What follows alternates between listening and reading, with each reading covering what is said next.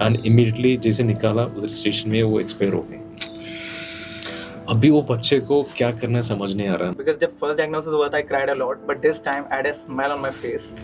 ये आग है, लिटरली आग है। आग को जितना जल्दी बुझा सकते हैं उतना अच्छा रहेगा। Which you cannot even pen down, which you even cannot show through camera and even voice over. वो जो चल रहा है ना, वो even I cannot explain to my parents, I cannot even explain to the doctors, but वो emotional चीजें होती हैं। Welcome to our first ever episode of Voice Talks. And before beginning this, we wanted a topic which is like really important, and it also spreads awareness and something which is impacting a lot of people in India. So today with us is Dr. Sheet, and Dr. Sheet is an oncologist. He is from the bottommost point of India, Kanyakumari, and on the other hand we have Umar. And Umar ke liye I will say that I met this guy once outside, and he's an Instagram influencer, but apart from that, like, he's one of the most motivating guys that I've personally met.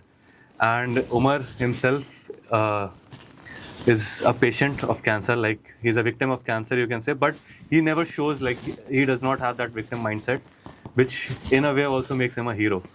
So let's just begin with Dr. Sheet. Give us a brief introduction about yourself. Where are you from? How come you got into oncology?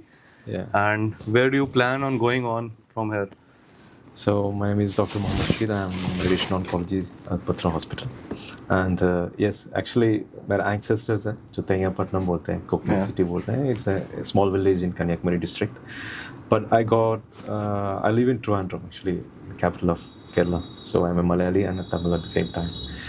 So I came to Batra as a radiation oncology resident, and from there I came to know about the oncology department. And I was not keen to. मुझे नहीं पता था कि इतना सारी चीजें होता है. Just like a department, easy job उस तरीके से मैंने. अच्छा, for our viewers who do not know what oncology is or who an oncologist is, can you give them a brief oncology as such is explanation over it? onco means oncology is the study of cancer. मतलब cancer के बारे में पढ़ने वाला चीज़ को oncology कहते हैं, and जो डॉक्टर्स उसका प्रैक्टिस करते हैं उसका oncologist कहते हैं.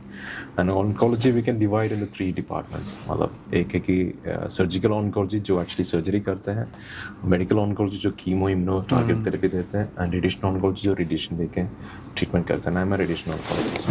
Yes. So, like, when was your first experience with cancer? Like, what was the first thing that you saw related to cancer? Actually, first cancer though it goes back to मेरे MBBS years. और जब surgery posting में मेरा पहला surgery था कि pelvic excenteration बोलते हैं. उसमें जो है कि pelvis के जितना भी चीज़ें सबको निकाल देते हैं. वो when you have advanced disease, मतलब कि आपका it was a female patient and she was 78-year-old. I don't know why they did it, but वो successful रहा. She lived for long. उसमें क्या है कि पूरा चीज़ आपका rectum, uterus सब चीज़ें निकाल देते Like, हैं. where did you meet this woman, or was it? In a surgical residency, मतलब that was the first. वो मेरा surgical मतलब oncology पहला केस है. उसके बाद देखा तो it was during my residency, मतलब कि हमारा PG के टाइम में when I do radiation. How old were you back then? I'm not sure. I think 27, 20. मतलब first case देखा तो तब तो 22, 23 years old. First case में. Then since then we are seeing the case. It's very common. मतलब उतना uncommon नहीं है. हम रोज देखते रहते हैं. At least मतलब on treatment patients को we do see them with many complaints. मतलब electrolyte disbalance हो गया या pain हो गया, किस चीज़ में हम देखते रहते हैं. And actually in Kerala we have very good palliative setup. हमारा palliative hospital बहुत strong है. So we are all familiar with the cancer problems. But as such खुद आप एक पेशेंट को देख रहे हो, वो आई थिंक 2019 उस एरिया में देखा हूँ. So Umar is also here, like, and Umar, what's your journey? Like, how come you became an Instagram influencer? Where did this motivation come from, and what was your reaction when you found out what's going on in your life? Okay. But before that, before everything else, okay, what were you before you found out you had cancer, and what are you now, basically? Start from there. Before cancer, I was a very goofy kid. I used to enjoy my life a lot. I had certain responsibilities. I was doing my job superb. But back to 2024, I got diagnosed with cancer. Now the difference is I still live my life at fullest. But somewhere, I always have this thought that, Umar, you have cancer. You have a major problem, which you have to fight, which you have to win over. And this thought never let me sleep peacefully. to be very honest, to be very frank, because cancer is one of the problem which makes people very scared. If anyone get diagnosed, you know, they start having this thought, hey, I have cancer. What will about my life? Will I survive or not? So yes, cancer is a problem. Even though I live my life at fullest, but I always have this thought in my mind. I don't know how to cope up with that. पहली बार कब कैसे पता चला कि you have this thing going on? How did you reach hospital? फिर क्या हुआ? So back to 2024 May, I noticed a lump which got developed in just a week, and I went to salon to get my beard trimmed, and the barber told me that there's a swelling on the right side of your neck. From that day, I was very concerned what exactly happening in the body, why this is all of a sudden I'm getting this lump. Then I underwent for multiple tests. Like there's a test called FNAC, Needle Aspiration Cytology. But the test never confirmed or never ruled out my diagnosis, because the problem was whenever I get my reports, there was always a dilation of blood. They couldn't get the sample from the exact lesion. That's true. And for that, मेरा बहुत delay हो गया. And somewhere in July, I got appointment in AIIMS Delhi. So like, did you already have this sense कि बार-बार hospital जाना पड़ रहा है, कुछ तो बड़ा है या something like that? Yeah, because जब lump बना, I had this thought very start कि it might be cancer. Because since I am into education, बहुत time से पढ़ रहा हूँ चीज़ें, तो इतना तो awareness थी कि हो सकता है it might be cancer. But other side, ये भी था कि जो symptoms थे वो tuberculosis से काफ़ी align हो रही थी, तो हमेशा confusion भी था. But जब doctors के पास जाते थे, diagnosis नहीं हो पा रहा था, तो doctors were also suspicious. They were not clear कि it might be even cancer, it might be even tuberculosis. But a number of times they tell me that it might be cancer. I get a shock. Okay, what if I get diagnosed with cancer? But it's completely fine. If you're a cancer patient, you can still live your life with normalcy. Actually, in India, these are two common things: tuberculosis and cancer. Yeah. So इसी की वजह से बहुत time क्या होता है कि the treatment diagnosis get delays, because जो भी GPs होते हैं, general physicians होते हैं, they keep the cancer as a distant probability. So TB के दवाई चलाते रहेंगे. Usually TB होगा, and I have seen recently 2 weeks पहले ही देखा था कि they treated the patient for 2 months, and जब तक he become मतलब entire abdomen become frozen, इतना ज़्यादा disease बढ़ गया था. So that's the most common. And presentation, usually cancer का अपना एक अलग symptoms नहीं होता है. It's just like any other symptom. It could be just fever, chills. It could be weight loss. Unexplained weight loss हो सकता है. वैसे ही loss of appetite, खाने का मन नहीं कर रहा है बोल सकते हैं. Sometimes अब मतलब female है तो bleeding हो सकता है. छोटा सा lump हो सकता है. Non-specific. It is not specific for cancer. Abdominal pain हो सकता है. And the symptoms which we tend to ignore, उसी से आता है. जब आप ज़्यादा हो जाता है तभी आप हॉस्पिटल तब ध्यान देते हैं. इवन द डॉक्टर्स, फिजिशियंस, आप जो फर्स्ट एनकाउंटर जो फिजिशियंस करते हैं वो भी they tend to miss this things. But तो लाइक ऐसा कोई साइन जिसको देख के आदमी समझ सकता है कि अच्छा this person I might be having cancer, या there is something bigger than what I am thinking? Cancer मतलब कि first thing is you have to educate ourself. Cancer क्या समझ गया तो this things will be easier. Cancer है कि like biology के पास जा रहा हूँ. मतलब कि कैंसर है कि अपना सेल डिवाइड कर रहा है, फास्ट डिवाइड कर रहा है. सिंपल करके यही है, अपना ही सेल. मतलब कि शरीर में मतलब 70 किलो का मैं हूँ, 70 kg है, तो आई हैव 70 ट्रिलियन सेल्स. उसमें कुछ सेल्स है डिवाइड नहीं हो रहा है, कुछ सेल्स कंटिन्यूसली डिवाइड हो रहा है. फॉर एग्जाम्पल अपना ब्लड सेल्स है, अपना इम्यून सेल्स है, अपना स्किन है, अपना इंटेस्टाइन्स है, म्यूकोसा, ये सब डिवाइड होते जा रहा है. आपका नया चमड़ी आ रहा है. जैसे सांप का स्किन चेंज होता रहता है, वैसे अपना भी चीज़ें चेंज होता रहता है. सो वो चेंज होने का जो साइकिल होता है सेल साइकिल है, उसको बोलते हैं cell cycle. So there are things which control this cell cycle and it stage in the DNA के अंदर इंफॉर्मेशन होता है, वो कंट्रोल करता है सेल डिविजन्स को. एंड वैसे ही हमारा प्रेगनेंसी जो है, जो फर्टिलिटी हो रहा है, फर्टिलाइजेशन के बाद जो बेबी ग्रो हो रहा है, उसके सारे ग्रोथ उसी साइकिल में चलता है, सेल साइकिल की वजह से बढ़ता है. And there are DNA expressions जो कंट्रोल करते हैं कि कौन सी जगह पे आँख आना चाहिए, कौन सी जगह पे होल होना चाहिए. मतलब कि सेल तो ऐसे क्लम्ब है और कुछ सेल्स मरता है, उस जगह पे आपका होल आते रहता है. So there is a cell death, cell creations, ये सब चलता रहता है. उसका एक कॉम्प्लेक्स फिनोमेनन है एक बेबी बनना. वैसे ही कैंसर भी मल्टीपल फिनोमेनन साथ में चलता है, उससे कैंसर बनता है. सो लाइक अगर मान लीजिए अगर if it's genetic, then how come suppose a lump starts over here, तो how come that code or genetic code, if it's a code that's making it. Yeah, How does actually- that spread? Actually ये है कि ये typical biology में जा रहा हूँ. हमारा एक स्पर्म है, ओवम है, ठीक है ना. उसमें 23 क्रोमोसोम्स हैं स्पर्म में, ओवम में 23 क्रोमोसोम है. दे फ्यूज टुगेदर. फ्यूज होने में एक सेल बन गया. इस सेल में हमें पहला डिवीजन में 2 सेल बनेगा, 2 से 4 सेल बनेगा, ठीक है. सो डिवीजन हो रहा है. डिवीजन होने के लिए इस डीएनए में डिवाइड कहाँ कब कैसे करना है उसका इंफॉर्मेशन है, ठीक है. एक सेट ऑफ मतलब 2 कॉपीज है. जब भी कुछ चीज़ें होना है तो इसको रीड करना पड़ता है. There is a mechanism how to read the DNA and how to get the work done. उसका एक मैकेनिज्म ही है, ठीक है ना. सो हर स्टेप में ये मैकेनिज्म कम करते जा रहा है. फॉर एग्जांपल हमारा बोन मैरो है, बोन मैरो के अंदर हमारा ब्लड सेल्स है, ये तो कंटिन्यूसली प्रोड्यूस हो रहा है. हमारा for example red blood cells है तो 28 डेज में वो रिवाइज मतलब नया सेल बन जाता है. सो उसमें भी सेल डिवीजन जो पहले जो सेल डिवीजन था वो भी कंटिन्यू चल रहा है, ठीक है ना.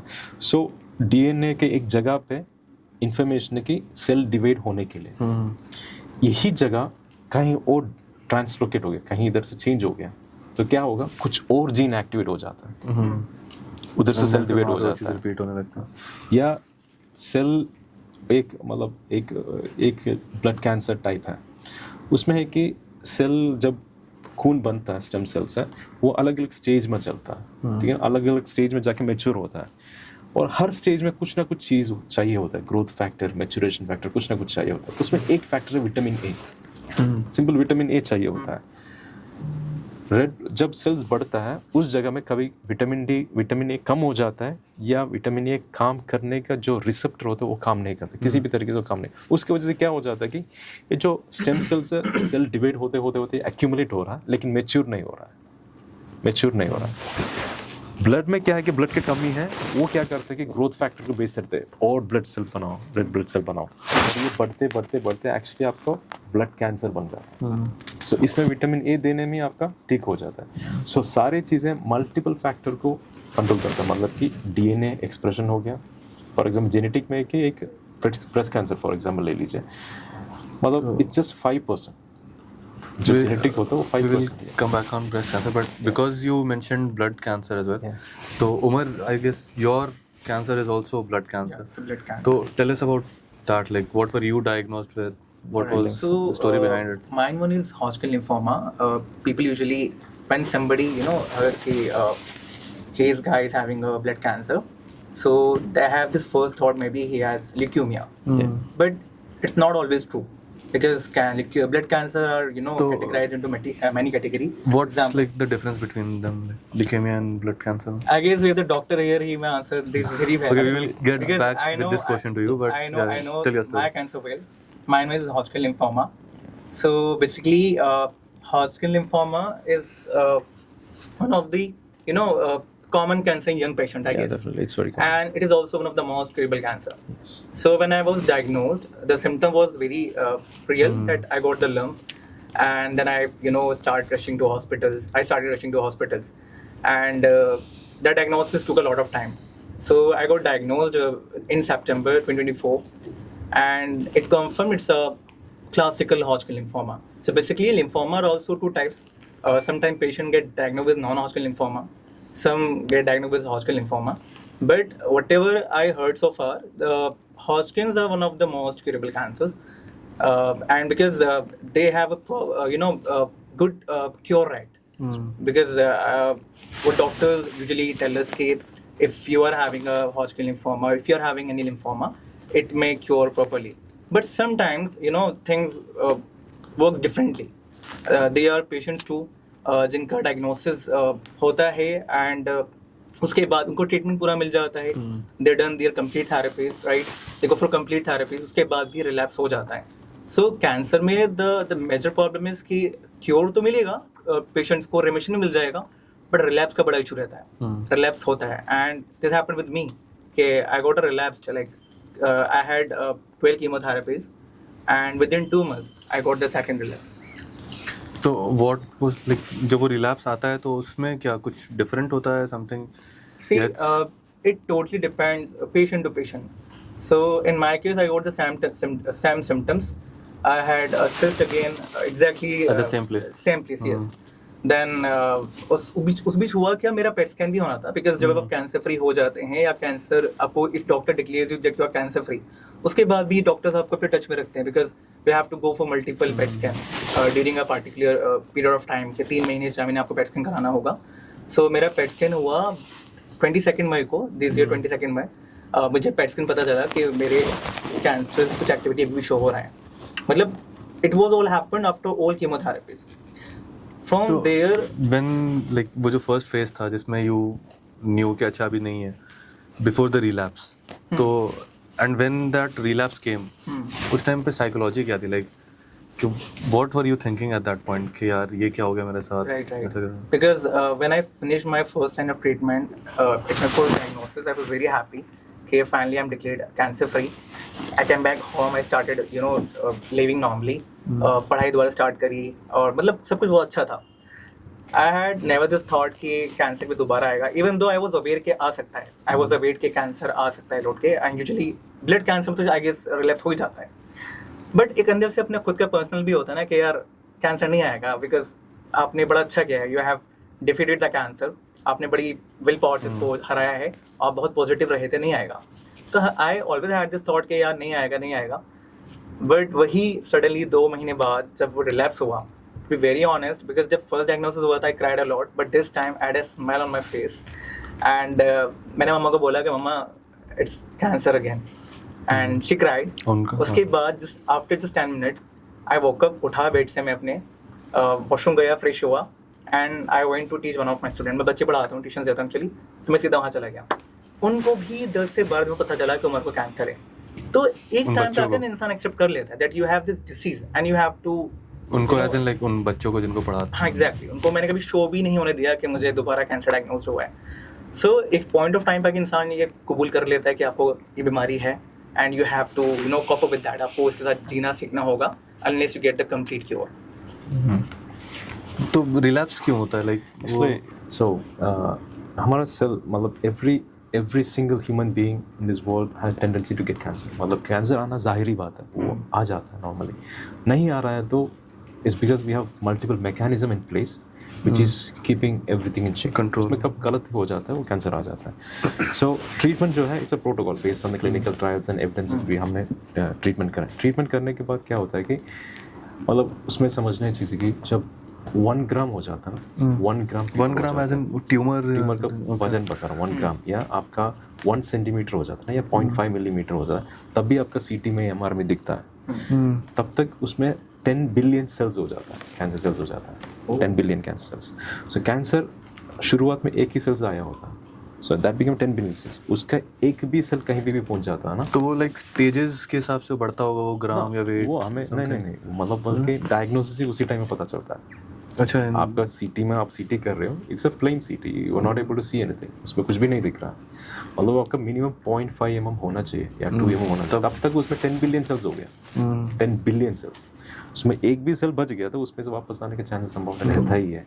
सो कीमो क्या करता है कि इट गो सिस्टमिकली वो शरीर में पूरा जाता है कि जहाँ जहाँ आपका सेल्स है उसको मारने की कोशिश करता है. इसीलिए कीमो लेने में साइड इफेक्ट भी आता है, क्योंकि आपका डिवाइडिंग सेल्स क्या है, म्यूकोसा है, मुंह का बाल है, ये बढ़ता रहता है, ये सब गिर जाता है. लोग बोलते हैं कीमो का साइड इफेक्ट है. So that is why happening.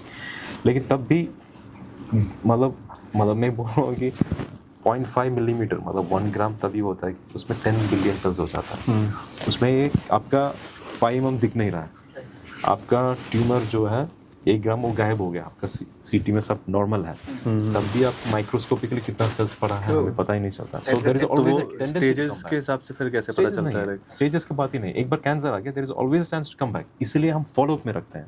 Why we do the PET scan and scanning. Follow up में रखना है, डॉक्टर के पास आना है वापस हर 3 महीने में. Because there's a problem with the PET scan too now. For example, if any patient going for PET scan, आपको दिखाता है it's CMR, it's complete metabolic response, right? I had a CMR, a complete metabolic response, but despite having that CMR, I got the result because microscopically कहीं ना कहीं cells रखे होंगे. Definitely उसको So that means, sorry for the interruption, that means कि PET scan is not, it's a certifying technology as of now. Actually technology is growing, or literally growing.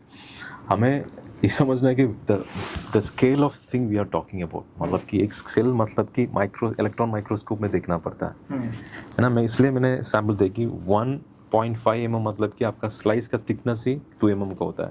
जब उतना हो जाए तो 10 बिलियन सेल्स है उसके अंदर, और इतना है. सो पेट स्कैन में क्या करते हैं कि उसका अपटेक, हम जो डाई देते हैं, फॉर एग्जांपल हमारा शरीर में ऑक्सीजन ज़्यादा लेते हैं, ऑक्सीजन भी, and tumour cells consumes everything, उसमें ऑक्सीजन ज़रूर पड़ता है, ज़्यादा होता है. उसके बेसिस पे हम डिफाइन करते हैं कि इस एरिया में कैंसर है.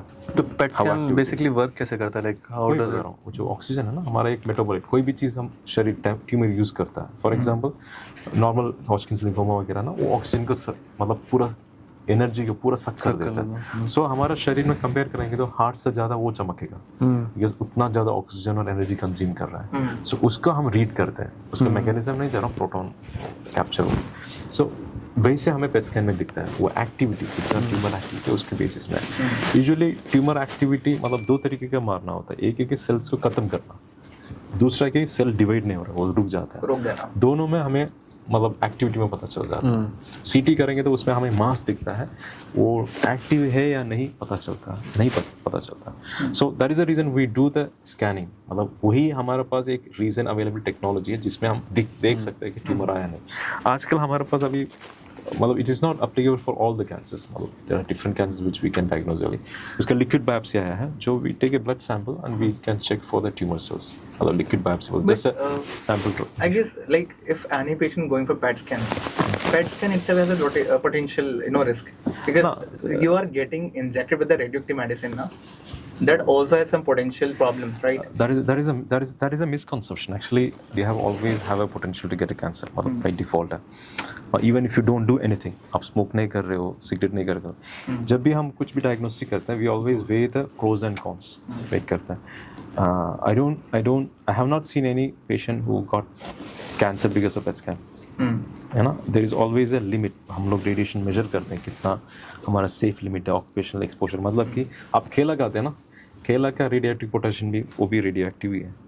आपको जो खेला का since we have read there in the PET scan ward na, is a clean instructions कि the patients are getting injected with radioactive medicine for PET scan. They have to be keep themselves isolated for some period, because and once they get discharged from there, उसके बाद भी usually doctor advise you कि आप अपने घर वालों से दूर, बच्चों से दूर रहना. So it means वो radiation निकाल रहा है. बिल्कुल. आपका जो डाई है, if it can harm your people, then why it cannot you? आपका मतलब कि मतलब पहला चीज़ है कि आपका जो सेपरेट इसलिए कर रहे हैं कि आपका जो शरीर में जो है ना, आपका रीनल किडनी जो है वो एक्सक्रीट कर पूरा खत्म कर लेता है. और कभी भी कोई भी इन्वेस्टिगेशन नहीं करते कि जो आपको हार्म करे. जो चीज़ आपको नहीं हार्म कर रहा है, इसका मतलब नहीं कि दूसरों को हार्म नहीं करेगा. इतनी चीज़ों में you must have had a personal life as well, and कौन सी चीज़ maybe you might also have had a love life. So what was the biggest heartbreak for you? Yeah, what was the biggest difficulty for you to overcome emotionally? And कैसे किया उसको, like you're tackling this disease at one place and then tackling your emotions at another. Like how did you manage? I don't know whether should I mention this here or not, but see, it's very common. If you are beyond 20, if you're over 20, you may be having a personal life too. So yes, I had, and what happened in my case, it was very emotional draining. The moment she got to know about my diagnosis, she decided to kick off me, and she did. She did very well. Like within just after my diagnosis, just in a month, she decided to leave me, and she left me. So yeah, it was very very hard. Like although I was dealing with a lot of issues due to cancer, true, and at the same time, you had a heartbreak. I mean, from a person with whom you were dreaming to marry, and she decided to leave you. So it was very hard because I was in pain. I was in with a lot of emotions, tackling with a lot of emotions because of cancer, and same time your personal life got sucked. So it was very hard. It was very hard. Like, मतलब it's so hard to imagine कि the person that you love and then they leave you at the most part of your life basically. Or when you feel like you are at the lowest part of your life. So what made you think कि अच्छा ठीक है इसको अब जाने देते हैं, move on कैसे किया, कि how did you forget about it? Yeah, I don't know if you have forgotten about it or not. Like, see, there was something very personal she did very wrong with me. After that, because there's some point in your life कि आप सोचते हो कि there's no point of keeping that bond with someone, because आपको पता है the more you're gonna be touch with them, वो आपको उतना ही हर्ट करेगा. So एक पॉइंट टाइम रियलाइज हुआ कि द पर्सन इफ अगर वो होते लाइफ में तो चीज़ें और ज़्यादा कॉम्प्लिकेटेड होती, because for like as a cancer patient I see this very personally, अगर आप कैंसर डील कर रही हो, you need a people who spread positivity around you. You cannot even bother with the people who spread negativity. So एक चीज़ थी जिसने realise कराया कि there was no point of asking her to stay with me. It's better कि let her go and keep moving. Did she want to stay as friend after this? Yeah, did she not want even that? Never. None of it. Never. So like, how did you cope up? And what about your friends? Like, how good were your friends with you? Alhamdulillah, I'm so lucky. I have the most decent friends. They are very supportive. They are very loving. Usually, I have one of my friend who's very close of mine. Usually, जब chemotherapy से मैं घर पे आके बस बहुत training होता था, मैं आके लेट जाता था. तो अगर मैं सो रहा हूँ, वो दोस्त he is one of my family friend, तो घर पे आता था, तो मेरे में सो रहा हूँ, मुझे पता भी नहीं है, वो मेरे नेल्स कट कर रहा है, मेरे बालों पे हाथ कर रहा है. सर अच्छे लोग भी थे, टू वेरी ऑनेस्ट, अच्छे लोग थे जिनसे काफ़ी प्यार मिला, सपोर्ट मिला. एंड आई गेस पॉजिटिविटी होना बहुत इंपॉर्टेंट है, because as you can not fight against cancer. अगर आप बहुत नेगेटिव हो, आपके सराउंडिंग नेगेटिव, आपके लोग सपोर्टिव नहीं है ना, और ये लोग कहते हैं कि यार if you are seeking sympathy, तो sympathy is a different thing, but sometimes you needs emotional support. वो बहुत मैटर करता है, आपको इमोशनल सपोर्ट चाहिए होता है, because it's one of the disease जो इंसान को ना फिजिकली इमोशनली हर तरह से तोड़ रही होती है. सो अल्हम्दुलिल्लाह आई एम वेरी लकी कि मुझे अच्छे दोस्त मिले हैं. I have good connection as well. Do you have friends जो आप तुम्हारे साथ जाते हो कीमो वगैरह में, या Yes. when you're going to hospital? So I have one of my friend Azim. वो मेरे साथ यूजुअली 2-3 बार कीमो पे गया है. Irfan is one of my friend, जिसने काफ़ी हेल्प की मेरे पेट स्कैन जो फॉर्मेलिटीज़ होती हैं कराने में. और बाकी तो सच कोई था नहीं, मतलब 2-3 लोग ही ज़्यादा क्लोज होते हैं जो आपके लिए बहुत कुछ कर रहे होते हैं, दिन रात खड़े You होते हैं. uploaded this one reel where you were crying, I remember के, and बहुत ही इमोशनल सी reel थी, क्योंकि जब मैंने देखा तो मेरे को खुद भी मतलब बहुत ही Which रोना one? सा आ गया था. The one which I I think you have posted a pinned month that. अच्छा, you have that pinned pinned that it. reel. Okay. And you were feeling pain, and you were, I don't know, it was some kind of seizure or something. Right. क्या था, like, what were you thinking back then? Dealing with chemotherapy is not as easy as we think, because chemotherapy is a lot of side effects. Once you're into chemotherapies, वो आपको हर तरह से तोड़ेगी, आपको emotionally, physically, आपकी चीज़ों में, body में ऐसा फील होता है ना कि फॉर एग्जाम्पल मेरा कीमोथेरेपी होता था, I can not have food for days. मुझे 5 दिन खाना नहीं खा पाता proper. I can not even have a sip of water. Even I am feeling thirsty, but मैं पानी नहीं पी पा रहा हूँ. तो वो चीज़ें इतना परेशान आपको कर देती है ना कि आप टूट जाते हो. सो जो वीडियो था, इट वॉज मेरा लास्ट कीमोथेरेपी था, the 15th chemotherapy, and it was very painful because I had 9 rounds of vomit after the therapy. So can you imagine किसी को अगर एकदम बैक टू बैक 9 वॉमिट्स आ जाएं, if somebody is having up 9 vomits back to back, तो वो बहुत draining होता है. तो और वो जो seizure, that's not a seizure actually, वो it's kind of dissociative attack, कि आपको कुछ कुछ पैनिक सा फील हो रहा है, आपकी बॉडी वो थॉट चलता रहता है, इट गोज, वो आपके दिमाग में आता है, and it hit you harder, तो वो बॉडी पूरी फ्रीज हो जाती है. So it just happened with me because of cancer, because मैं although I try to very positive, मैं बहुत पॉजिटिव रहूँ, बट एक पॉइंट ऑफ टाइम पे आके लगता है कि नो, यू आर, आप बिखर रहे हो. तो वो तब हुआ कि जब चीज़ें दिमाग में चल रही होती हैं, बहुत टाइम तक थॉट्स बनते रहते हैं, तो आप छोड़ देते हो, यार अब नहीं हो रहा, तो वो निकलता है अंदर से कुछ, you feel like something coming out from your body, तो वो freeze हो जाती है body. हाँ, it was very emotional, and why I posted that reel, because I usually get DMs from people कि you don't seem like a cancer patient, because आपके बाल भी हैं, आप chill कर रहे हो. So I had just thought I should post this reel to let people know कि I also have some sort of side effect जो मुझे रुलाते हैं, परेशान करते हैं, तो वही मैंने डाला था. And I guess that's one of the, so वही वो वीडियो जो मैंने डाला था, इसमें रो रहा हूँ. बाकी मेरी सारी वीडियो, सारी content, it's very positive, it's inspiring for people. अभी भी मतलब मेरे लिए सोच पाना, लाइक कि I have seen Anand, like have you seen Anand movie? I guess शायद देखा हो, मुझे अभी याद नहीं आ रहा है. तो आनंद also had this character जहाँ पे वो he knew what he has, and he had this limited amount of time, and he says this one thing which is मतलब जो कि बॉलीवुड का one of the I guess most famous dialogues है, बाबू मोशाय, जिंदगी बड़ी होनी चाहिए, लंबी नहीं. तो what clicked that mindset in you? मतलब वो कहाँ से आया अंदर के यार ठीक है, maybe I have lesser time than the others, but मैं इस time को fully utilize करूँ, वो किसने inspire किया, खुद से कैसे? Tell me one thing. If somebody is crying all the time thinking of one thought, for example, let's come to my case. If I'm thinking all the time that I have cancer, I'm crying all the time at home, will it gonna give me something in return? कुछ मिल रहा है मुझे उससे? Nothing. So if you are getting diagnosed with any serious health issue, or let's talk about something else, कोई सांस को problem भी है, what do you prefer? Will you prefer being practical to find a solution, or will you prefer to crying at home all the time? What would you prefer? Similar solution, na? So it was a thought कि नहीं, like I haven't done, चलो बहुत हो गया. You are getting diagnosed for the second time. Now let's do something different. So I had this thought, like I met a lot of people who feel like giving up due to minor problems in life. So I thought कि मैं अपनी journey से उन लोगों को काफ़ी motivate कर सकता हूँ कि if me, Umar, who has second cancer within a year, if he is not giving up, then you cannot. Then why you? So वहाँ से मैंने डालना स्टार्ट किया एंड अल्हम्दुलिल्लाह लोगों को कंटेंट बहुत ज़्यादा अच्छा लगा. पीपल लिटरली टेक्स्ट मी के just because of you we are feeling very motivated, just because of you हम अपने पेशेंट्स को मोटिवेट कर पा रहे हैं. सबसे हार्ड दिन अभी तक में कौन सा रहा, लाइक टू एक्सेप्ट या पेनफुली इन एनी वे, मतलब which day has been the hardest? 9th chemotherapy was the worst therapy ever I had. I had to go to AIMS Jajjar and सुबह गया था 7 बजे, रात के 9 बज गए थे और उस थेरेपी पे मुझे 18 राउंड्स ऑफ वोमिट हुआ था, विच वाज वेरी ड्रेनिंग. मतलब मैं पूरा I felt like I am dying. मुझे ऐसा लगा मैं शायद इस बार ये नहीं कर पाऊंगा. Chemo doesn't cause you any pain, मतलब it's more than that, because आप खाना नहीं खा पा रहे हो काफ़ी दिन से, आप पानी नहीं पी पा रहे हो काफ़ी दिन से, आपको म्यूकोसाइटिस हो रहा है, यू नो कभी भी छाले पड़ जाते हैं गाली में, और इमोशनल लेक आपके साइकोलॉजिकल चीज़ें और अलग होती हैं जो आपको परेशान कर रही होती है.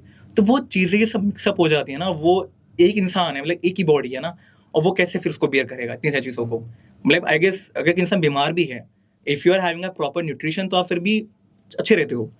But the major problem is I मैं भी लोगों को बोलता हूँ कि cancer is not the real problem.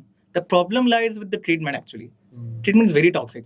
If somehow in future if you get a vaccine जो इसको बिना किसी साइड इफेक्ट के क्योर कर दे, आई गेस कैंसर तो फिर बहुत आम बात हो जाएगा. मतलब लोगों को फर्क नहीं पड़ेगा कैंसर होने से. But why people feeling so scared कि अगर बार कैंसर हो जाता है, दैट इज कि यार इसका ट्रीटमेंट बहुत टॉक्सिक है. कीमोथेरेपी तो लोग देते ही हैं बिकॉज प्राइमरी ट्रीटमेंट कीमोथेरेपी है. सेकेंडरी ट्रीटमेंट में आपका इम्यूनोथेरेपी, सेल थेरेपी सब आता है. I want to pitch in actually. You have went through Hodgkin's lymphoma, now Hodgkin's lymphoma, and you were talking everything focused on Hodgkin's lymphoma. You should never generalize the treatment just like it. Chemo is a mainstay treatment.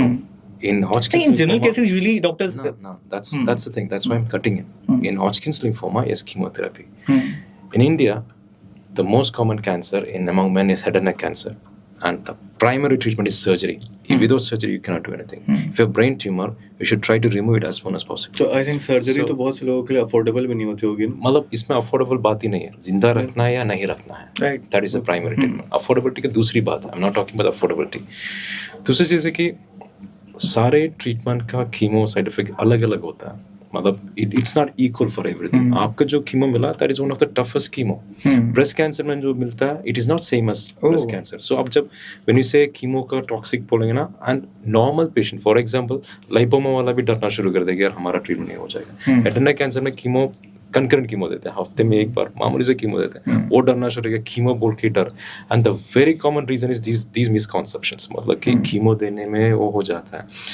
तीसरा चीज़ है कि I guess like but he's talking about his personal yeah, struggle. I was talking for my personal. Then we have to very limit. मतलब अब different भी हो chemo जाता है. have to be very. No, I should correct myself then. Like chemo is manageable, and the side effects depends person to person. That's the correct statement. And the disease, person to person. And disease too. Type of Disease chemo too. we are giving. Right. And the most important point he said is vaccine. I must touch on that. So my concern here with you, because you have been like seeing this for a very long time. Having like, 110 patients every day.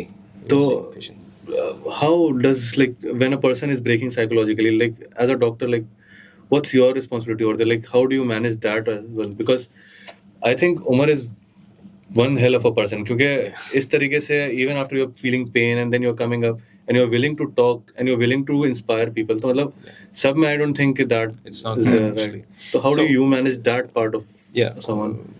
being a doctor is a lot of things. It's like you are playing an investigation game. You are like a detective. Kind of as a something, parent yeah. as well, I guess. You play role. You role play many things. So before going to that, I want to specify something very important. He mentioned about something that can cure cancer, something like that. So actually, in our country, in generally, there is second most common cancer among female is cervical cancer. True. And cervical cancer is caused by a virus called HPV virus, human papilloma virus. And the same virus can cause anal cancer and throat, मतलब गले का cancer भी बना सकता है, नीचे बचता नहीं, सर्विक्स का नीचे वाला ये सब कैंसर बन सकता है. एंड उसके लिए हमारे पास वैक्सीन है. वो वैक्सीन मतलब सिंपल से शॉर्ट है, वो देने में 99% of the time you are safe from cancer. वैसे ही लिवर कैंसर हो गया. लिवर कैंसर में इंडिया में सबसे कॉमन कॉज है कि हेपेटाइटिस बी वायरस है, हेपेटाइटिस बी वायरस. वो हमारा वैक्सीनेशन शेड्यूल में है. वो वैक्सीन लेने में we are safe from hepatitis, मतलब hepatocellular carcinoma, liver cancer. What's the most common type of cancer that you have personally seen in India? India के perspective से. फॉर एग्जाम्पल हमारा हॉस्पिटल में तो more than 50% of people head and neck cancer. Head and neck cancer से लेके कैसे होता है, क्यों होता है? सिंपल गुटखा, तंबाकू, सिगरेट, बीड़ी, दारू. सिंपल. वो सोचते हैं कि तो ये होता क्या, like you showed us some photos before we started the conversation. क्या होता है कि वो मतलब कैंसर के मल्टीपल रीजंस मैंने बताया था. उसमें जब भी ये गुटखा, तंबाकू, सिगरेट जो भी चीज़ें खाते हैं तो उसमें कार्सिनोजन रहते हैं. जो चीज़ें आपका कैंसर बनाने का आने का चांसेस क्रिएट करता है, मतलब कि वो डीएनए में भी अफेक्ट करता है. वो मतलब कि फॉर एग्जांपल कोई सिगरेट बीड़ी पी रहा है, उसके कैंसर मतलब कि लिप में आ सकता है, टंग में आ सकता है, बक्कल म्यूकोसा में आ सकता है, थ्रोट में आ सकता है, फूड पाइप में आ सकता है, उसका यूरिनरी ब्लैडर में भी आ सकता है. So wherever the chemical goes, you can get cancer anywhere. So that is how मतलब more than 60% of the cases are head and neck cancer हमारे इंडिया में, नॉर्थ इंडिया में तो particularly. And उसको क्योर करने का या रोकने का कोई तरीका भी इंडिया में है? First thing is prevent करना है. किसके वजह से कैंसर आ रहा है उसको मतलब primordial prevention. पहले लोगों को समझाना चाहिए कि कैंसर क्या है. They should learn. There is lot of gap मतलब बहुत severe gap है, and उसको कम करना पड़ेगा. And we have to prevent. मतलब ये जो चीज़ें नॉर्मली हम ले रहे हैं उसको खत्म करना पड़ेगा. We have to stop it. This is not the way. मतलब कि बड़े एक्टर्स आके वो मतलब एडवर्टाइजमेंट कर रहे हैं वो ये सिगरेट और बीडी और गुटखा और तंबाकू. एंड कभी क्या होता है कि when we sit in a cabin like this, when the people are educated, हम लोग डिटैच हो जाता है रियलिटी में, जो ग्राउंड रियलिटी है. And if you go into market, मतलब अभी मैं तो हमारा हॉस्पिटल सामने संगम में आ रहा है. If you go there, have you ever cried like curing one of your patients? कभी आपको ऐसा रोना आया या इमोशनल हुए कि क्या उसकी कोई एक स्टोरी बताइए कि what happened, who did you see? He is a human as well. I mean obviously, but actually, it's, yeah. I mean, I think okay, even as a journalist when we are on field, like we continue seeing so many stories कि we still feel, but जो पहली कुछ बारों में जो हमारे आंखों से आंसू आता है ना, I think we kind of build up ourselves You're becoming to accept it, kind of habitual. मेरा स्पेसिफिक केस है, मेरा फर्स्ट केस मतलब फर्स्ट फिजिकल केस जो मुझे अलॉट किया गया था, डॉक्टर रितेश शर्मा ने दिया. he was a general, he was a doctor, he was a Kargil war veteran, and he was doctor too. And वो आए थे यूपी से आए हुए थे. we received him in emergency, and he's a lung cancer, but something called SVCO, superior veno cava obstructive syndrome. क्या करते हैं कि ये लंग का कैंसर जो है वो नसों को दबा देता है, वो खून सर में जम जाता है, मतलब ये सब बहुत सब. सो एक इमरजेंसी है, उनको रिसीव किया.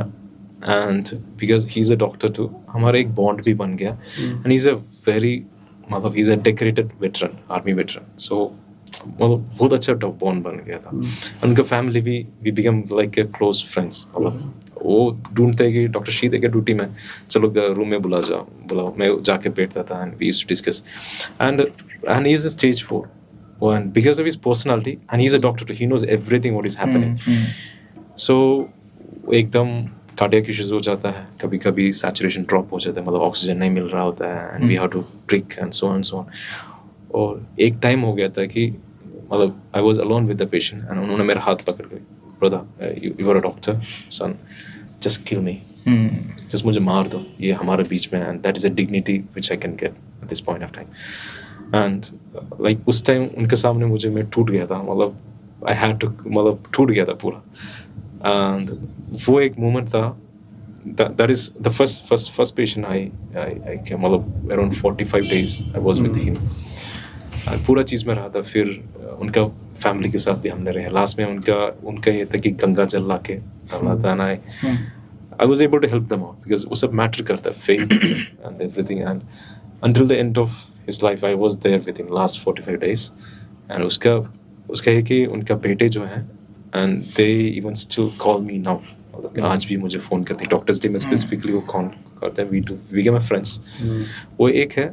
दूसरा एक और केस है कि कमल खोली, I don't know, and उनका फैमिली भी.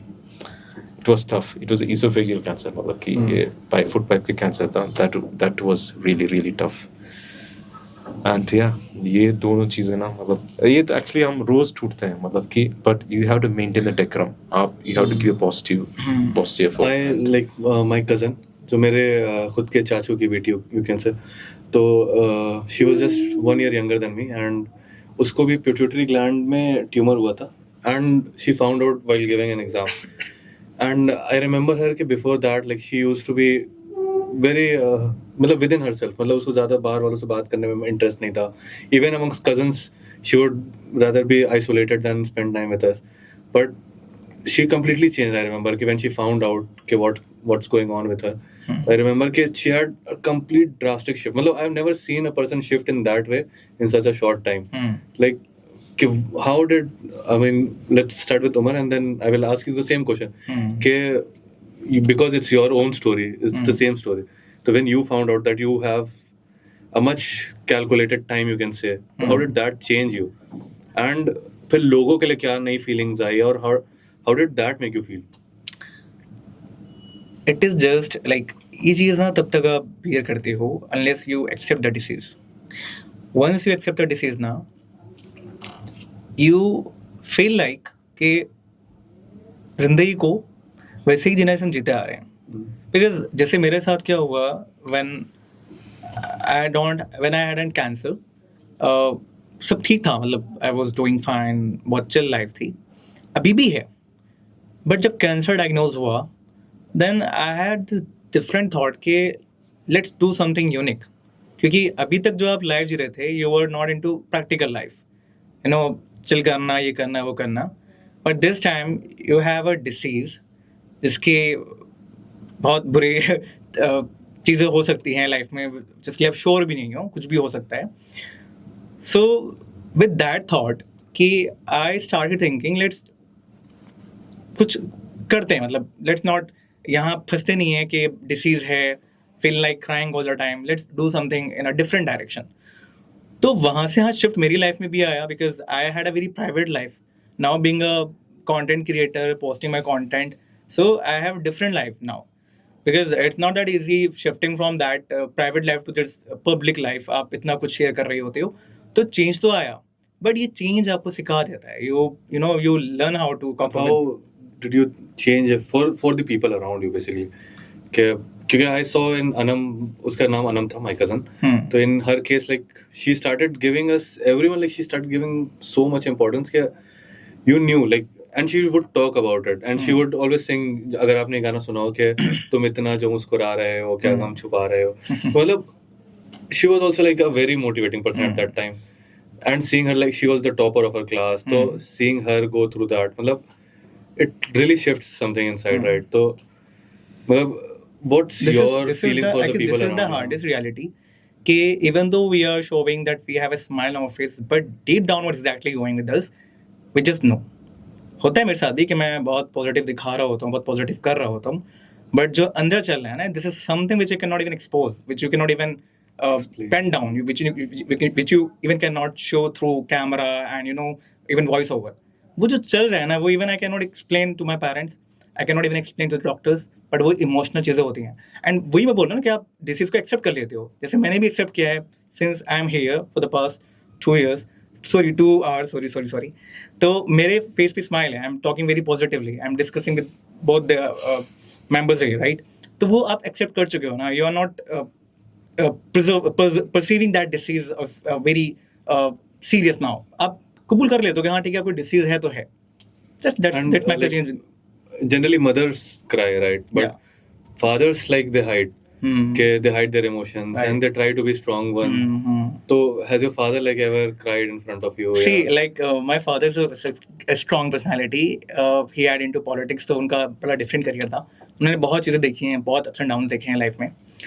सो जब मेरा डायग्नोसिस हुआ, वो घर पे नहीं नहीं थे मेरे साथ. He was at home town. तो वो रोए होंगे, आई डोंट नो. बट हाँ, एक बार जब मैंने उनको देखा for the very first time, I asked him to join me at the hospital for chemotherapy and he came all the way with me. So जब थेरेपी स्टार्ट हुआ तो मुझे वॉमिट स्टार्ट हो गया और वो बहुत चला 3-4 बार. So I saw my father coming to the chemo ward. Now, then disposing the vomit again. I saw him very helpless. For the very first time, he had tears in eyes और वो थोड़े helpless थे. उसने बड़ा काफ़ी मुझे emotional किया because I saw that personality वो इतना strong था. Now वो like seeing his child suffering through this such serious illness and he cannot do anything for me. So it was very traumatic. It was a very crying moment for me. मैं रोया उस time. रोया. And आप like what did it shift in you? मतलब or what was that one thing or one patient that shifted? Maybe it was It's not one patient actually. ये तो मतलब as a medical मतलब जैसे medicine में घुस जाते हैं, यू सी सफरिंग और that's one thing. It actually prompt you, it modifies you. लेकिन सबसे ज़्यादा दिक्कत ये होता है कि जब बच्चे मतलब आई टोल्ड यू मतलब around 15 to 20 patients a day we treat pediatric patients. उनको जब ट्रीट करते हैं तब वो मतलब they don't know what they are going through, लेकिन एंड दे डू एक्टिवली वो ट्रीटमेंट कर भी देते हैं. एंड उनका जो जर्नी होता है, उनके माँ बाप होते हैं, that is a toughest thing to handle. वो आपको इतना हम्बल कर देगा कि जो भी आपका डिस्कशन सब बंद हो जाता है. मतलब every discussion everything stops there. वो रियलिटी बन जाता है. And we see daily on daily basis. मतलब कि इतना तड़पते हैं बच्चे. एंड उसमें मेन चीज़ है कि हम सिर्फ मैं नहीं, we are seeing patients on daily basis. लेकिन आम लोग है ना, दे आर वेरी डिसेंसिटाइज्ड. मतलब सेंसिटाइज नहीं है. And that is very important. We all should see the patients. We should go. उसके लिए हम एक एग्जाम्पल दे सकता हूँ. हमारा एक शांति अवेद नाइक है and I used to go there. उसमें है कि ऐसे पीपल हु आर मतलब कि घर वालों भी छोड़ दिया, भाई हमसे नहीं हो पाएगा, तुम कहीं भी जाओ. वो फिर लास्ट में एंड ऑफ लाइफ के लिए चला जाता है. क्या होता है कि इट्स नॉट ऑल रोजी, इट्स अ टफ जर्नी. उसमें स्टैटिस्टिकली बताऊँ तो इंडिया में जो फैमिलीज होते हैं ना, जिसका फैमिली परिवार है, दे कंपेरेटिवली फेयर बेटर. वो अच्छे से इलाज कर देते हैं rather than the nuclear one. US में तो they Referring to the joint families. मतलब when they have support system, Right. मतलब emotional support. That's Is what I yours mentioned also joint earlier. or- I do have a joint family. उसमें actually बहुत ज़्यादा impact है. मतलब Indian और बाकी countries compare करेंगे इस मामले में बहुत ही इम्पैक्ट है. We tend to fare the treatment very well, मतलब अच्छे से कर लेते हैं. लेकिन जो ट्रैवल जो जर्नी है पेशेंट का, वो खुद ही संभालते हैं. मतलब इतना तक And what was the personal shift within you? Like, maybe you were also goofy, like Umar said, or maybe you were I'm isolated curious. or introvert. No, How did- I was. what was never- your change? No, वैसा कुछ. I'm not able to recall any particular point. I was not introvert. I was not. I was serious guy. I was serious. That's why I took radiation oncology. But I was a very introvert before this diagnosis. It is not. But You were. I was very introvert. I never had social connections. मैं बहुत introvert था. But this diagnosis made me so extrovert. yeah. So इसमें कि मैं तो extrovert था, and I like to talk about this things. क्योंकि मैं इसलिए बता रहा हूँ कि ये जो कैंसर जो बायोलॉजी है, जो कैंसर चीज़ है, वो डायग्नोसिस करना, वो एक ट्रैवल, एक जर्नी है. एंड मान लीजिए कि वो डॉक्टर के लिए भी आसान नहीं है, उधर तक पहुंचना भी मुश्किल है. फॉर एग्जांपल मुझे अभी खांसी हो रहा है, ठंड के मौसम में फिजिशियन के पास जा रहा हूँ, वो टेस्ट लिख रहे हैं, उसमें नहीं पता चलता. You do X-ray, you do CT करके फिर हम बायोप्सी करना पड़ता है. तब तक हमें पता ही नहीं चलता. जब तक हम आँख में नहीं देखते हैं तब तक हम कैंसर है बोल ही नहीं सकते. उसके बाद एक्चुअली इलाज शुरू होता है. सो एक जर्नी है. उसके बाद आफ्टर इफेक्ट क्या आता है, पेशेंट को भी नहीं पता रहता, कि फैमिली को भी नहीं पता रहता. इसलिए मैंने ये देखा हूँ कि ऑफन टाइम्स है ना, हमारा कंफर्ट जो है, लाइफ का कंफर्ट, वो डिसाइड करता है कैसे होता है. फॉर एग्जाम्पल मैंने देखा हूँ कि पेशेंट को जब कैंसर हो जाता है, देयर इज अ लिमिट आपका आसपास वाले सपोर्ट करें. मतलब मैंने देखा हूँ कि when the patient cry of pain, एक लिमिट के बाद वो हार जाते हैं, वो बोले कि हमसे नहीं होगा, चुप बैठो, मतलब this is a common scenario. एक लिमिट के बाद है ना, They don't bother themselves to support you. It's impossible, वो कॉन्स्टेंटली आप रिमेन नहीं कर सकते हो, and that is a gloomy picture. इसी के बीच में पॉजिटिविटी देना, मतलब उमर भाई जैसा है, मतलब rarely people come out and talk, the people survivors actually they have to come out and talk, they should present like treatment है, early diagnosis है, there is a hope, there is a Right, bigger there's a hope. hold, क्योंकि सारे cancer patients मरते नहीं हैं, that is not true।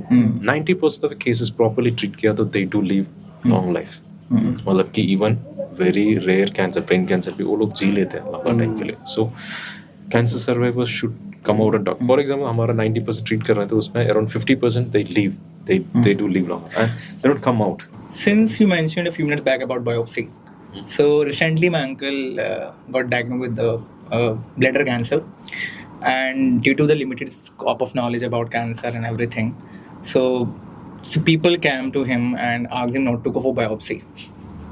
So I was wondered. I mean, I met a lot of people in India who have this misconception about whether should they go for biopsy or not, and also as far as I have been going through the process, like there are two types of biopsies. The first is incisional, and the second was excisional. So can you please tell us something more about the difference between the incisional biopsy and excisional biopsy? What doctor advise some patients to go for incisional and why others to go for excisional? Also, please focus on that the myth part. ये actually ये बहुत technical part है, people get confused incisional, excisional।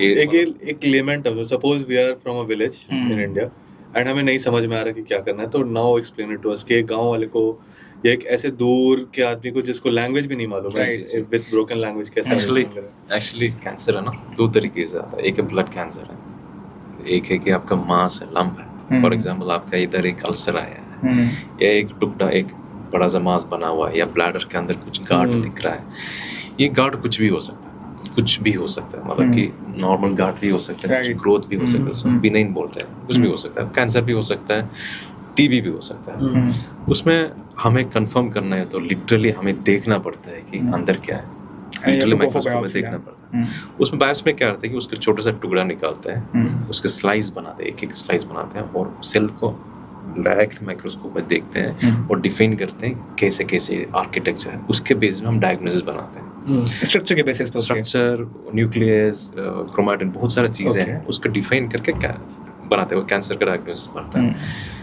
और वो हर cancer का अलग अलग तरीके का होता है। ब्रेस्ट कैंसर का अलग से दिखेगा, ब्लैडर कैंसर का अलग से दिखेगा, एडिनोकार्सिनोमा का अलग दिखेगा, उसका मतलब स्किन का कैंसर का अलग दिखेगा। ये सब चीज़ें हमें फिजिकली देखना पड़ता है, मतलब कि जो इमेजिंग, ये सब चीज़ें कंफर्मेटरी नहीं है। इट गिव्स अ इंडिकेशन, आपको बताता है कि ये कैंसर हो सकता है। जब तक आप बायोप्सी नहीं करेंगे तब तक आपको पता नहीं चलेगा कि कैंसर है। What type of cancer you are having. Confirmation वही कंफर्म करता It है, confirms the type of cancer you are having. वही ट्रीटमेंट डिसाइड करती है कैसा ट्रीटमेंट करना चाहिए और आगे टेस्ट करना चाहिए नहीं। क्योंकि अभी मान लीजिए ब्रेस्ट कैंसर है, आपको पता चल जाए कि एक टाइप ऑफ ब्रेस्ट कैंसर है।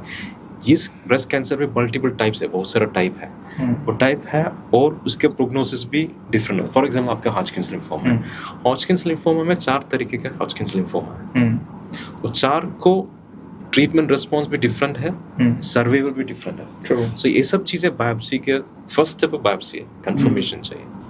लेकिन अभी मान लीजिए कि ब्लड है, ब्लड तो पानी जैसा है, उसमें तो FNAC करना पड़ता है, वो FNAC है। सो ब्लड में देखते हैं कि कैंसर सेल है तो उसमें दिख जाता है। इसलिए कभी कभी आपका जब सैंपल लेते थे वो खून दिखता है, क्योंकि खून ही चल रहा है, उसमें जरूरी नहीं कि कैंसर सेल दिख जाए। लेकिन जब बायोप्सी टुकड़ा देख लेते हैं उसमें लिटरली देखते हैं कि आई गेस कैंसर भी शायद 2 टाइप के होता है ना, एक में जिसमें ग्रोथ होती है and the other I guess benign and the malignant.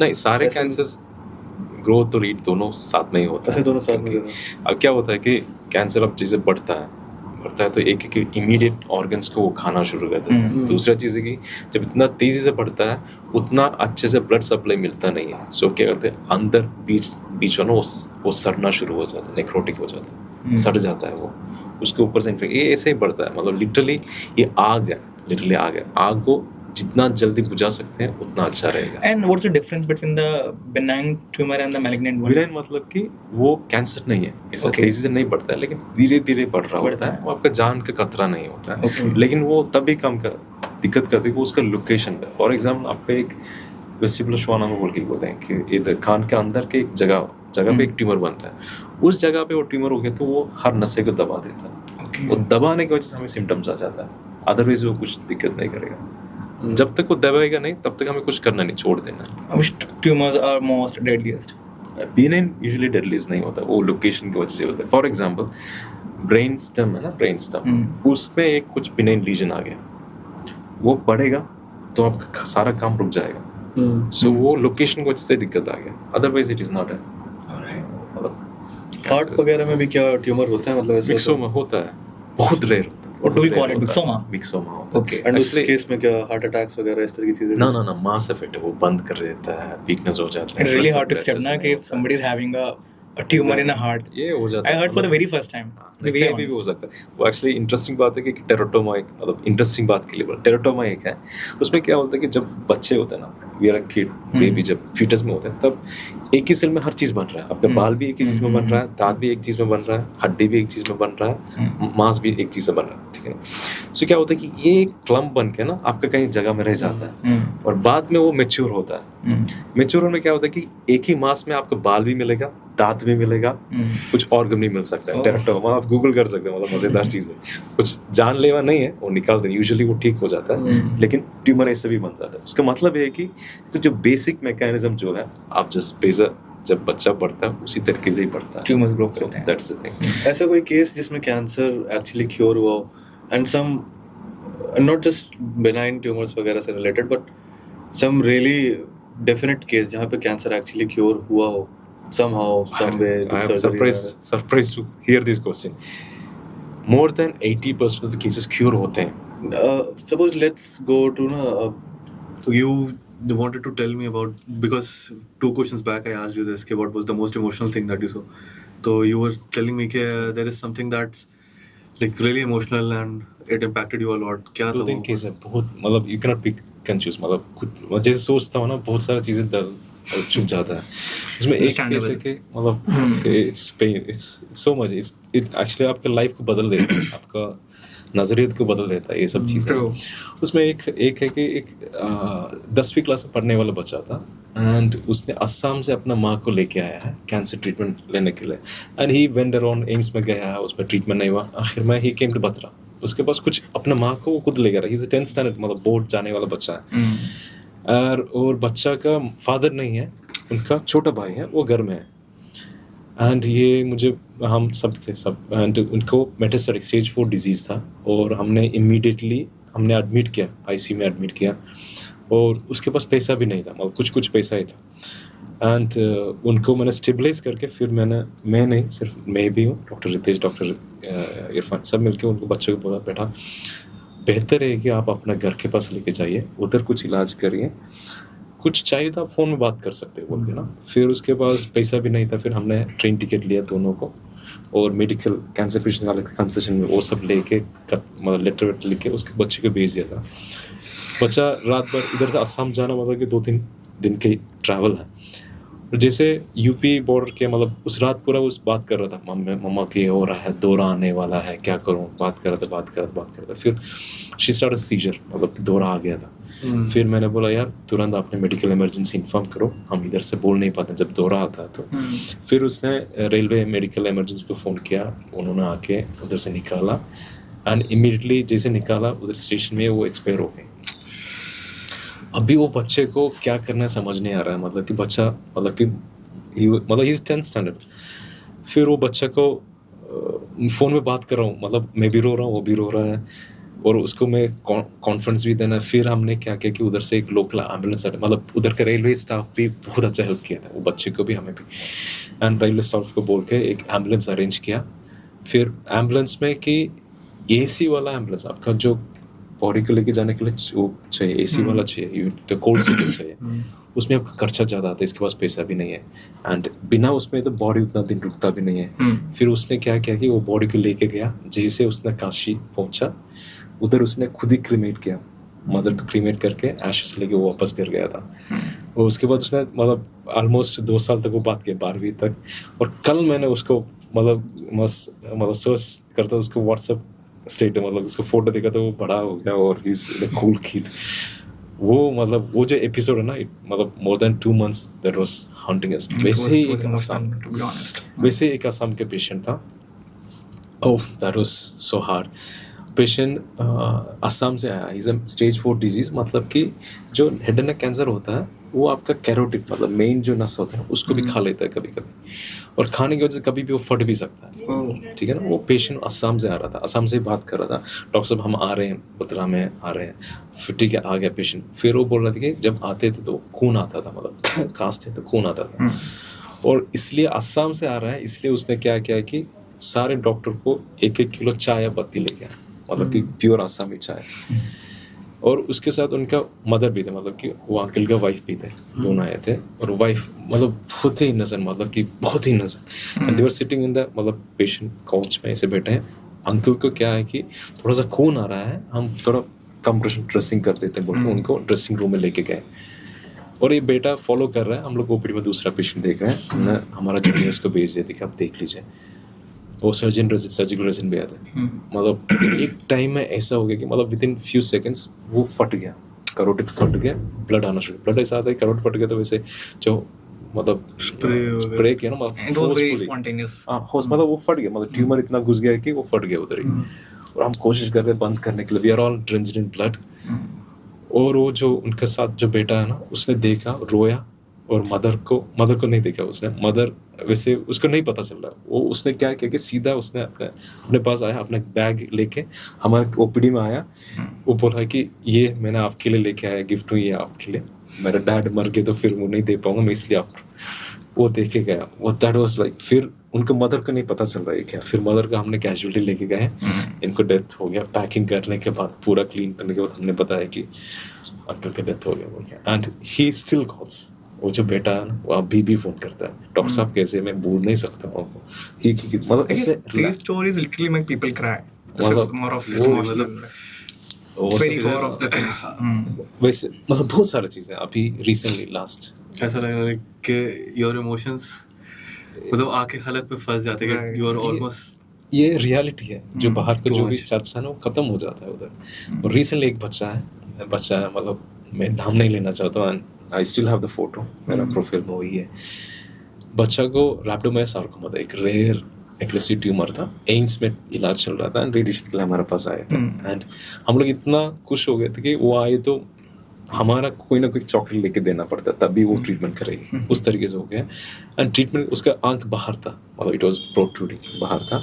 हमने ट्रीट करके. When did you meet this patient? I think 2023.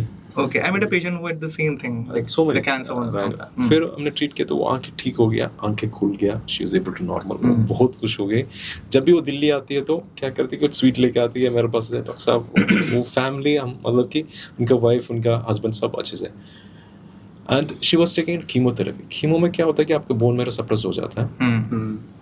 And उनके एम्स में एडमिट हुआ और उसके इन्फेक्शन हो गया, कुछ स्ट्रॉन्ग इन्फेक्शन हो गया.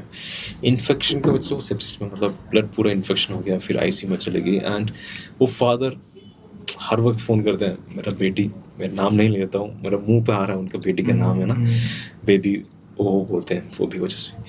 एंड वो रोज़ फ़ोन करते हैं ये बेबी को. फिर लास्ट में उनका एक्सपायर हो गया, बच्ची को सुबह एक्सपायर हो गए थे. और उन्होंने वीडियो कॉल दिखा कि मेरा बेटी चली गई बोल के. वो मदर भी बैठे थे.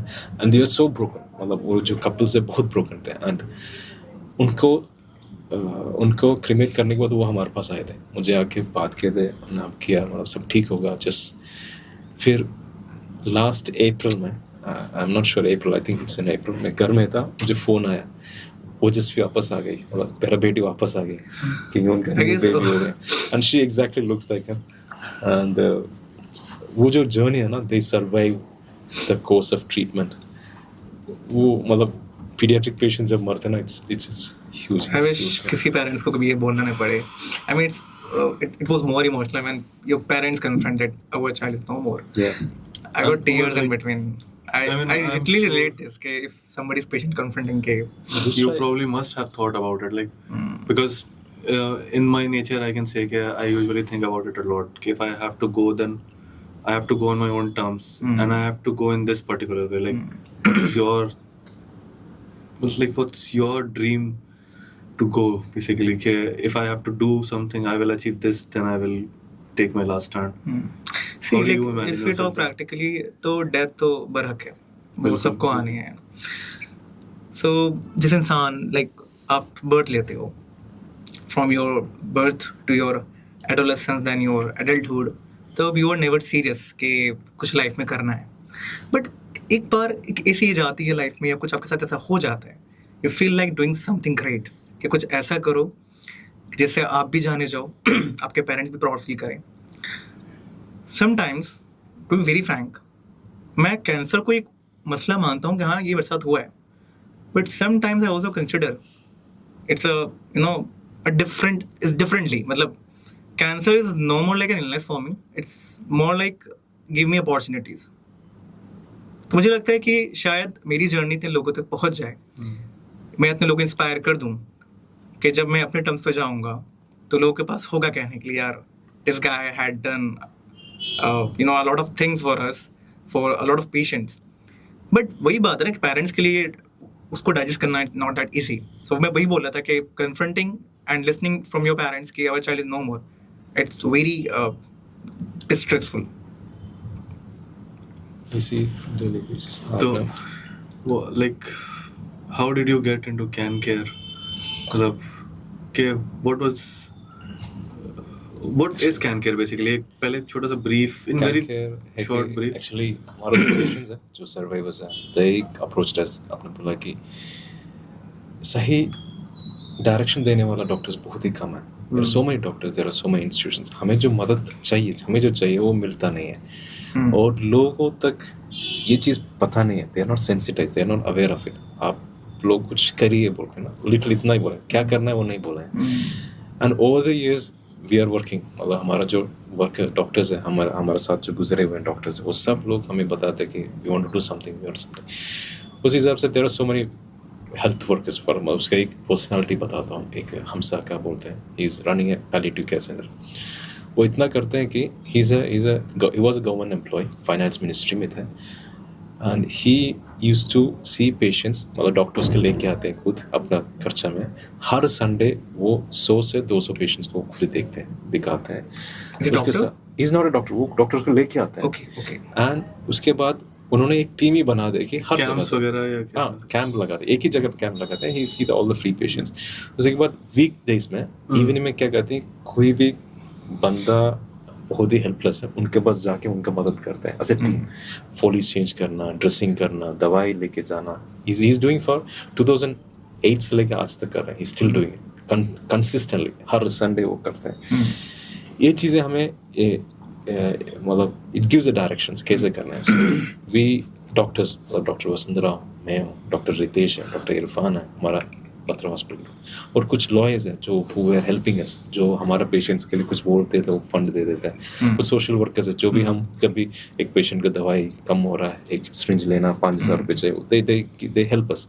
सब मिलके हमने एक ट्रस्ट बनाया है कि कैन केयर इंडिया ट्रस्ट. मतलब कैन केयर मतलब रैंडमली आया, एवरीथिंग इज, मतलब we didn't thought lot about can care India. मतलब फिर हमें पता चला बहुत सारा कम फाउंडेशन से काम चल रहा है, but we want to we want to stick to that name, Can Care India Foundation, because we randomly. Do you see yourself like getting involved in some way of like helping other in any way possible, yeah.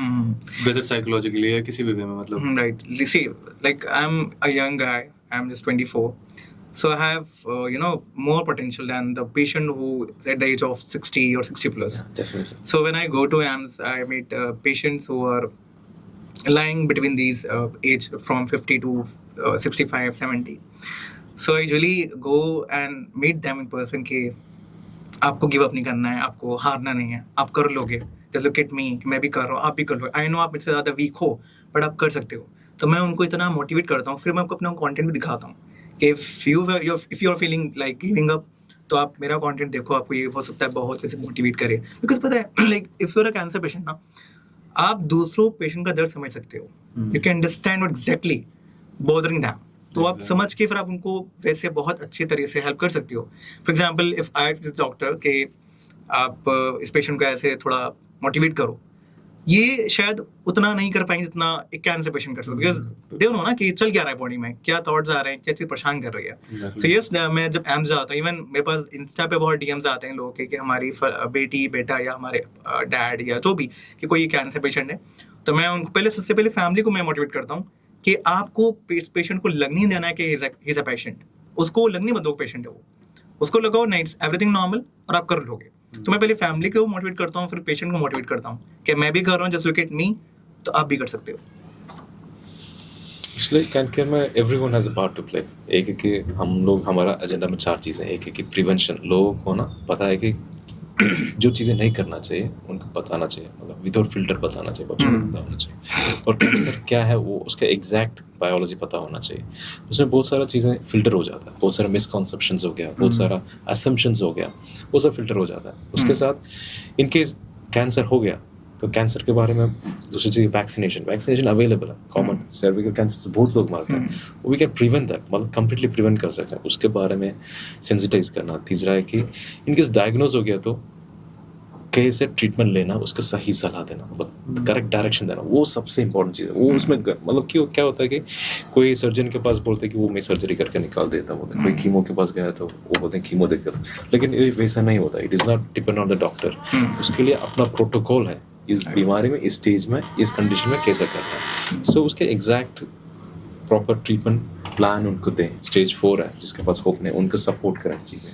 ये main चीज़ हम focus कर रहे हैं फिलहाल, what we are doing right now. So we want to improvise lot of things, we are on a growing phase. Like since you are professionally active in medical world, so like how long India has to wait to get rid of cancer? No, I don't Do you have think. any idea, like any case? Yeah, I don't think. Since we have seen a lot of research is going on at the But the moment. thing है कि मतलब हमारा tendency है कि we exaggerate things so much, मतलब Indians. दवाई का Right, Indians नहीं, मतलब कोई भी whoever is illiterate, और जिसको उसके नॉलेज नहीं है उसका एक्सैजरेट करना बहुत मजा आता है। वो दवाई आ गया, रशिया में दवाई आ गया, चाइना में आ गया, cancer I don't think. In fact अगर if you go around Ghazipur area या इस तरह की जगह पे, तो यू विल सी कि टेंट्स लगे हुए हैं एंड उन पे बड़ा बड़ा लिखा हुआ है बाबा जी को कैंसर, बाबा जी के पास कैंसर का इलाज। You're gonna see on the wall. Exactly right. They don't cure cancer actually. Like what's the case? सारे ऑटो में लिखे होते हैं कि सारे ऑटो में लिखे होते हैं कि मतलब no chemo, no surgery, no radiation, exactly, इलाज है, मतलब क्योंकि कैंसर क्या है ही पता नहीं है, मतलब सो दे कैन टॉक, मतलब असम्पशन में ही चल रहा है सारी चीजें। एंड होम्योपैथी में क्या है, like homeopathy is a science, literally homeopathy German medicine है, जर्मन से शुरू हुआ है, एंड उसका अपना साइंस है, अपना फिलोसफी है। It's not a science, evidence नहीं है, इट्स अ फिलोसफी है, उसमें कर रहा है। जहाँ से होम्योपैथी है उधर बैंड है, जर्मनी में होम्योपैथी बैंड है, It's banned इंडिया there. में इट्स बैंड है because it's a quackery medicine. India में चलता है, कोई भी चीज़ का अपना इफेक्ट और साइड इफेक्ट होता ही है, मतलब पानी भी, मतलब कि हमारे एक लफ्ज़ में बोलते हैं कि मतलब அளவுக்கு மீறினால் அமிர்தமும் நஞ்சு, Tamil it's a Tamil language, அளவுக்கு மீறினால் அமிர்தமும் நஞ்சு means even the अमृतम means which give you eternal life, वो भी हद से ज़्यादा हो गए तो वो भी that is also poison, it can become poison, वो है मीनिंग। सो वैसा ही है सारी चीज़ें। एंड होम्योपैथी मतलब मेरे सिंपल, मैंने इतना बायोलॉजी, सेल बायोलॉजी बताया, इतना हिस्टोपैथोलॉजी बताया, इस साइंस के बेसिस में हमें मेडिसिन डेवलप हो रहा है। एंड मैं सोचता हूँ कि होम्योपैथी का बेस कहाँ पर है? Have they ever seen a cell? Have they ever seen a cancer? We don't have any traces of homeopathy. है ही नहीं, मतलब कि मतलब इट्स अ क्वैकरी है। लेकिन प्लेसिबो इफेक्ट एक होता है, प्लेसिबो मतलब कि आप पानी भी पियोगे ना, आपको विश्वास कुछ हो रहा है, पानी भी पियोगे, there is always you get some response, उसके प्लेसिबो इफेक्ट बोलता है। And I believe it is a placebo effect. और एक्चुअली हमारा definitely Ayurveda is a way of life है, आयुर्वेदा हो गया, it's a way of life है, इट्स नॉट अ ट्रीटमेंट। उसके लिए इवॉल्व होना पड़ता है, आयुर्वेदा और भी इवॉल्व होना है, there is a transparency, studies करना चाहिए। ये सब कर छोड़ के we are banking on the fear, लोगों का डर है उसमें ये सब बैंक करते हैं, मतलब कि सर्जरी नहीं करना है, वो डर है, डर का माहौल बना हुआ, उसको बैंक करके दे मार्केट देते हैं। I am absolutely against it, I am not against the practice जो भी कर रहे हैं, मतलब cancer when it comes to cancer they should give a And proper. like most of the studies says के there's like every human being, like हर patient की body में the cancers are getting developed on daily basis, right? And but our immune system is more enough capable to kill all those cancer cells. Not really. But for example, if somebody is getting diagnosed with cancer, it means आपका immune system fail हुआ. Not really, not really. But Not consider really. कर सकते हैं, Actually, right? ये ना So मेरा सवाल ये है ना कि for example अब डॉक्टर आपको कीमोथेरेपी दे, for example मेरे केस में डॉक्टर मुझे कीमोथेरेपी दे रहे हैं, मेरा 12 थेरेपी हुआ, then I got relapsed. So it means कि आपने सिर्फ कीमो से कैंसर सेल्स को क्या करा, just put the patient into a remission. But chemotherapy is not curing the patient. Not really. हम बहुत ही exaggerate और divert हो रहे हैं. पहले जैसे कि assumption है कि immune cells सबका नहीं, खत्म like कर मेरा देता है. सवाल ये था एंड देन कि do we need to train our immune system for that peak कि हमारा immune system इतना capable हो जाए कि वो हर सेल को मार That is पाए. what we are trying to do. Immune system capable हो गया तो फिर बहुत आसान हो जाता है. So that is the research what is going on. लेकिन immune system is capable of removing all the cancer cell. मतलब कि cancer cell तभी वो cancer बनता है कि when they can outsmart the immune system. Immune system capacity से override करने में वो cancer बनता है. Otherwise, our immune system is not just immune system. There are so many mechanisms in place, so many proteins in place. There are so many checkpoints in place, which is continuously checking every single thing. वो control करता है. मतलब कि आपके blood cells है वो बन रहा है. It is not producing too much cells, it is not producing less cells. So उसका control करना mechanism है वो सारे एक साथ काम कर रहा है. इसलिए मैंने बताया कि एक इंसान है उसके कैंसर आना इज बाय डिफॉल्ट आना चाहिए. वो नहीं आ रहा है तो there are so many things in place which is helping in protecting continuously. उसका एक एक्सट्रीम एग्जांपल है आपका जो स्किन है. मतलब कि हमारा स्किन में है, स्किन के जो सेल्स है डीएनए है उसको भी सिंपल लाइट भी डैमेज कर सकता है. वो कर रहा है and उसको डीएनए का रिपेयर करता है हमारे शरीर के अंदर के mechanism. It's a DNA repair mechanism. कुछ बच्चों को रिपेयर काम नहीं करता है. उनको मतलब कि वो कभी सनलाइट में जा ही नहीं सकता, धूप ले ही नहीं सकता. स्किन कैंसर हो ही जाता है. मतलब पैदाइशी वैसे हो जाता है उनको वो mechanism. So it's a multiple thing, it's not immune system. That's a thing. वो क्या होता है कि जो चीज मार्केट में चल रहा है, हाइप चल रहा है, वो एक्सैजरेट हो जाता है and they focus everything in that. It's a huge multi factorial biology है जो कैंसर डेवलप होना. I think like we are reaching the conclusion of the conversation. Even though like I am loving it so much, the conversation, it feels like it should just continue, but because we are also on short time, and I really hope that we can sit again, and this time with a larger amount of time, and so we can enter topics that we could not, because I remember there were so many things that I wanted to ask, and there were so many things about Omar that I wanted to know as well. And obviously about your experience and about your knowledge, and so many myth busting that I wanted to have. So inshallah, I really hope we can sit again and we can complete this conversation For any good cause. and like We can have but more before the episodes of this conclusion, pod. like I would want to know what you think about Omar and what you learned from Dr. Sheet. I had to appreciate because there are not many people who come out and say survivors okay बात करना, come out of this. वो एक cloud है, एक dark cloud है. सब बाहर आके एक पॉजिटिव आउटलुक रखना, it's very rare and they do well जो करते हैं ना, and they will be able to help a lot of people immensely. मतलब वो जो कोई और कर ही नहीं सकता. And he's one of the man. We have to use him. We have to use him. We have to use the platform. आपको मिलना बहुत लोग हैं. आप कभी भी हमारे हॉस्पिटल आएंगे तो you will see so many patients and I would love to see you. Yeah, I can be available there if any people feel like giving up. You can call me. I will be there. Anytime, you are most welcome. And he's doing a great job. मतलब कि बहुत कम लोग हैं, literally बहुत कम लोग हैं. क्या होता है कि they become silent हो जाता है. यार हम कैंसर है, डर के वजह से अंदर रह जाता है. Isolate कर लेते हैं. हाँ, come out and speak about it. That's and बात करना अलग चीज है और पेशेंट को सपोर्ट देना वो that's in a different level. Yes. A different level. So to see a patient. What's your perspective? Say like अभी तक मेरा जो experience है डॉक्टर के साथ, although I usually have a appointment with the head of oncology at AMS. He is a nice doctor, to be very honest. He's one of the greatest doctor ever I met. But you know, आप कभी उससे इतना बात नहीं कर पाते ना.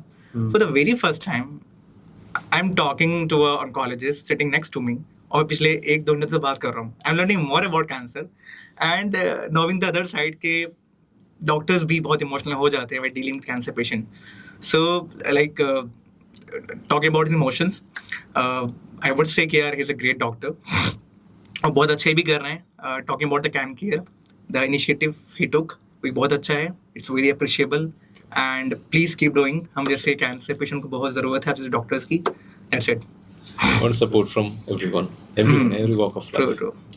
And a great thanks to you for inviting us for this podcast. I mean, I really feel like it's so incomplete right now. I want more of it. Like, I want to talk for a longer period. I think we need at least 3 hours to properly talk and have a proper good conversation. Next time when we do that, like, I will make sure that we have something to eat right on the list. We will do a mukbang kind of thing. We are eating and we are talking amongst it. Like, it gives a very good sense. We can even have more episodes of this podcast. We can continue Obviously, this series. we will inshallah. We will try to bring out more topics and more stories. So, any message like? मेरा message है कि whatever we do, it should reach our people. Right, मतलब right. उनको That How I about do. yours? I believe the same. If I'm doing something for myself or for the patients, it should be accessible to everyone. must reach. And like, share, subscribe. Yes, please.